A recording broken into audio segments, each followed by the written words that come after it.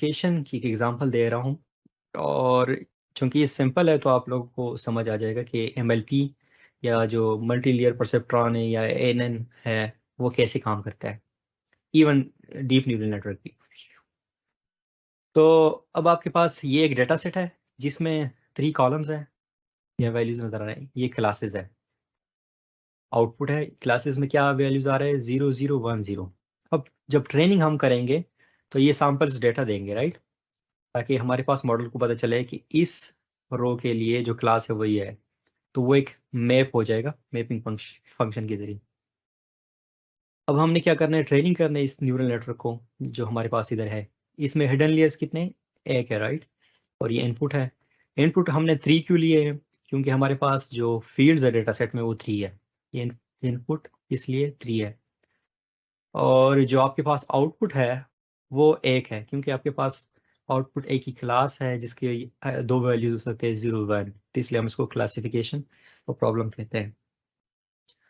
पहले क्या होगा कि हम ट्रेडिशनली जब आप करोगे तो उसमें ये होगा कि आप वेट्स असाइन करोगे इधर, राइट, ट्रेनिंग के दौरान।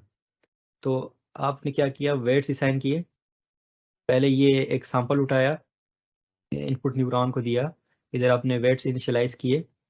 उसके बाद क्या हुआ कि आपके पास आउटपुट आया 0.8, यानी वो रैंडम वेट्स थे। यानी आपको अब ये पता नहीं चल रहा कि वेट्स क्या थे, लेकिन रैंडमली हमने कुछ वैल्यूज लिए इधर और उसको मल्टीप्लाई किया। अब इधर से आप कैलकुलेट कर सकते हैं कि लेट्स सी, अगर मैथमेटिकली इसको प्रूव करना चाहें कि वो वेट्स क्या थे। लेकिन जब हमारे पास हमने कुछ रैंडम वेट्स इनिशियलाइज किए और इधर से पास किए तो हमारे पास जो आउटपुट आया 0.8 आया।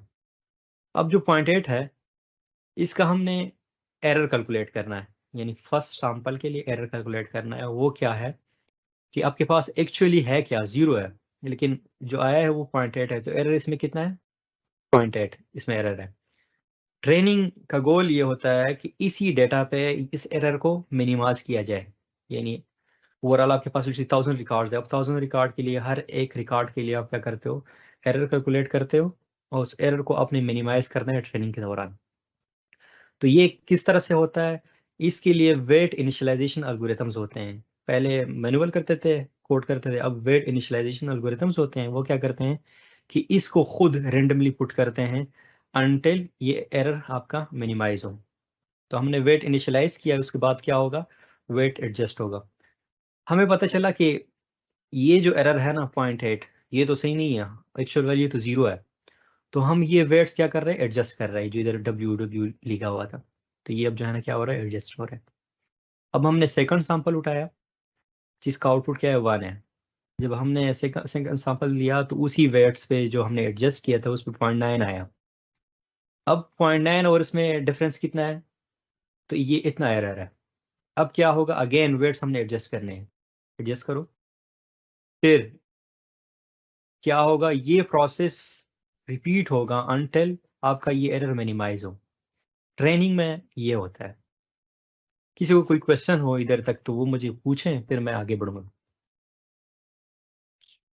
ओके, तो हम अब बात करेंगे डिसीजन बाउंड्री की। डिसीजन बाउंड्री क्या चीज है? क्लासिफिकेशन में हमारे पास 2 किस्म की क्लासेस है, 1 0, राइट। तो एक को हमने येलो से रिप्रेजेंट किया, दूसरे को हमने इस ऑरेंज कलर से रिप्रेजेंट किया। अब हमने क्या करना है कि इसको क्लासिफाई करना है, यानी सेपरेट करना है, डिसीजन बाउंड्री बनानी है कि हमें पता चले कि कौन से क्लासेस कौन से हैं, यानी येलो किधर है और ऑरेंज किधर है। तो आपने क्या करना है? इसमें एक लाइन ड्रॉ करना है, इसको हम क्या कहेंगे? Decision boundary. जब आपका इनिशियली रैंडम वेट्स हो तो ये जो बाउंड्री है वो क्या है?